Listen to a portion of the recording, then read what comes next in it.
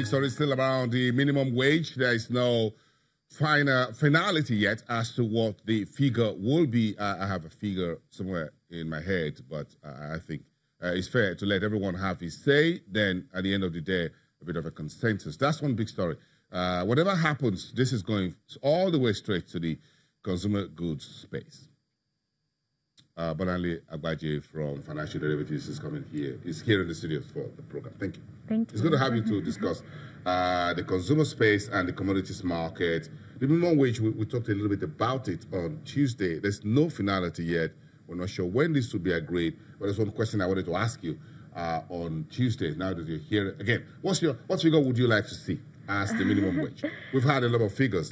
Just want to check yours. Yeah, we've had figures ranging from 65, 20,000, 25. You know, these are figures we've had, but I think it ultimately... I think the state government was said to say 20? 20 as well, okay. yeah. So just add 2 naira to the 18 naira? 18 naira, but I think it all depends on what the government can actually afford. You know, this is, it's not easily determined by just saying, okay, we need minimum wage to increase by so-so and so-so amount, and the government actually adheres to that. Given the fact that obviously we know that the government is trying to borrow, is seeking approval to borrow again, so that just obviously gives sign that we're actually struggling to, you know, even meet the current expenditure that we have at the moment. So adding this to it, they're probably trying to, you know, find a breaking ground of a decision where they can actually, you know, maintain and not actually cut back in the next few years, that we can actually not afford, you know, this particular amount. Okay, but in actual fact, you know, as much as I think we would appreciate, you know, a move from the 18,000, but determining what the number would be is quite difficult at the moment. Very interesting. Well, whatever the new minimum wage is, if there's a new burger in town, some folks may just want to test that new burger from their new minimum wage, whatever that is. Yeah. But I'm looking at what is the good news here for Nigeria if the country is seen by international retailers like Burger King, believing that Nigeria has the demography and they can bring the fresh new burger here. I put that out yesterday on Twitter, and some folks said, look, we don't have a minimum wage yet, and you're talking about burger. A new type of burger. No, it's nice to talk about it because it's good news amidst the bad news that we've had so far. You know, it's nice that Burger King is looking at Nigeria as a potential, you know, space to invest, you know, or create new stores. And coming at a time where we have political uncertainty, you know, the elections going on, and they're talking about this, it's actually comforting that, you know, they still see us as the giant of Africa, and they need to make sure that their presence is also felt here as well. And looking forward, it's great for the Nigerian economy in the longer run. You know, it creates new opportunities for investors that will partner with Burger King. It also creates new employment opportunities as well for the Nigerians, given the fact that unemployment rate has been high for so many months now.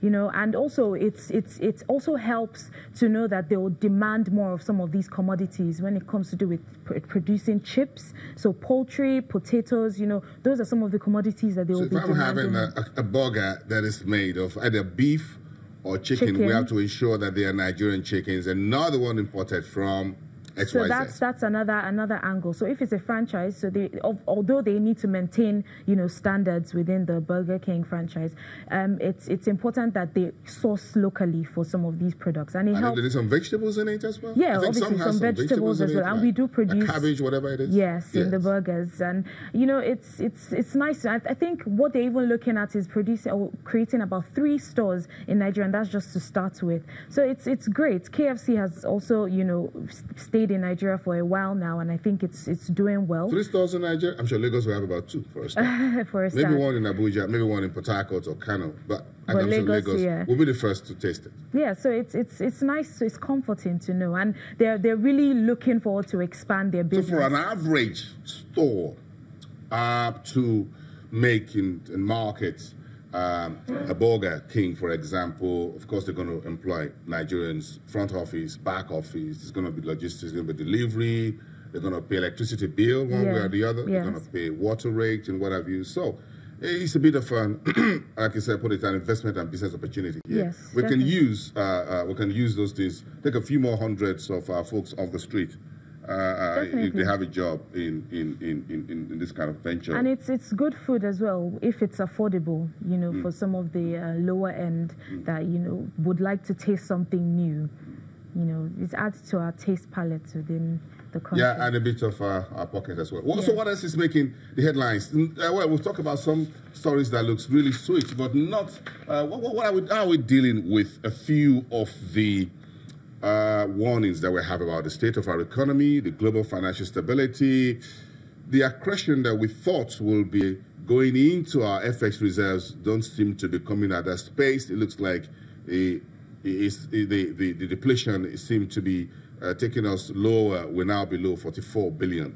Yes, it's baffling because all prices keep going up, although they've gone down to about 81, but they've still maintained a high, you know, threshold, and yet we're still seeing our reserves depleting. So it means that the central bank, you know, is still making efforts to, you know, back up the naira, you know, intervening more in the market. So I think on one hand, and on the other hand, the NNPC. Exactly. Some folks says that landing costs of petrol has moved from 175 to slightly above 200 naira because we've seen crude prices, at 86. Exactly. Yeah. So those are cases that we're seeing. So perhaps NNPC is taking more of this inflow from crude oil, and central bank is getting less into the FX reserve because. I don't know how it's balancing. No, I think central bank is just making sure that they're not intervening as much or using a lot of the reserves because of this. They've seen that, you know, reserves have depleted. Although landing cost has increased, definitely we know that, but it seems like the inflow is not as much as FX is not exactly. You know, we're seeing borrowings increase. You know, they're taking more out of the reserves for the budget to support the budget and all. The stock market also going rapidly down. So they are using that as well because we've seen a lot of exit or capital reversal. So as soon as capital outflows is happening, the central bank is looking at what impact that will be on the naira. They quickly defend the naira a little bit. So not as much as exactly, not as much as what they used to do. I think in August we saw a massive decline compared to July, compared to June as well. So those are the aspects that we're seeing. And then back to the IMF. The IMF, although on Monday they had already reduced the global growth forecast to about 3.7%. So that was the first draw.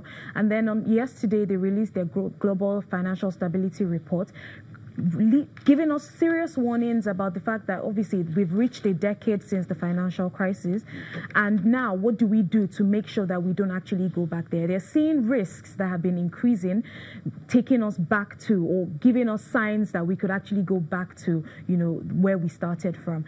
And you know, it's nice for them to warn, you know, some of these economies, and particularly pertaining to Nigeria, which we all fall in under the emerging market, you know, economies. They are faced with huge debts within the economy, and yet U.S. is still increasing their interest rates. So that calls for warning against our high indebtedness, and you know, those are actually cases that we're looking at within the IMF global growth. Well, it looks like it's a very tough time out there now, globally speaking. Perhaps with the exception of few economies like the U.S. is really tough out there in terms of the projections and the outlook, and it looks like the recession of 2016, is out of the window, but the window is still not fully closed as to whether we put that fully behind us. So 2018 outlook, 2019 outlook is still very fragile. I think that's the big story there. So if we go back to the oil market, and with the hurricane Michael making a landing and snapping the rapid gains we saw earlier this week on oil prices, now to about 81, just at the doorstep of $82 a barrel. Where do you think this will lead us as we head into November for the Iran sanctions and the OPEC meeting also in November? Well, we do expect that oil prices will keep trading between $80 to $85 per barrel, because we initially, when we heard the news about the Hurricane Michael, that already cut, a bit of outputs from Mexico, and that had increased oil prices initially. But now we're seeing oil prices, decline again. Why? Because Saudi has already made or mentioned the fact that they're going to take or cover the output cut from Iran to India. So that's another angle that we're looking at. But I think with oil prices, it's just the demand and supply, simple demand and supply factors that are currently affecting the prices. But we don't expect prices to decline so much. Okay, well, let's spend the next 2 minutes or 3 minutes or thereabouts of discussion about the outlook on September inflation. Because now we're going to pay new minimum wage. We have the price of oil and petrol and diesel prices here. So what's the outlook from you folks at FDC on September inflation? Well, we do know that inflation is actually going to keep increasing. We're going to release our report soon. And this is given the cases that we've seen. We talked about consumer prices or commodity prices increasing on Tuesday. We've seen that. We've also seen the effects of would definitely see the effects of the minimum wage, because I'm sure they will reach a decision soon. And, the Christmas stocking as well. Most people buying for Christmas at the moment. So those are angles that we see. And also diesel price has, remained at high levels at 250 naira per liter. So those are, signs and warnings that we're looking at, which would, give us a way we can actually forecast inflation higher. 11.23%. What's the take for September? 11.5? 11.4? Well, we'll release our report soon to give you the exact figure. Okay. We will see how that paces out. Thank you very much. We appreciate that. Thank you. And let me know if you see the new burger first. Let me be the first to know. Okay.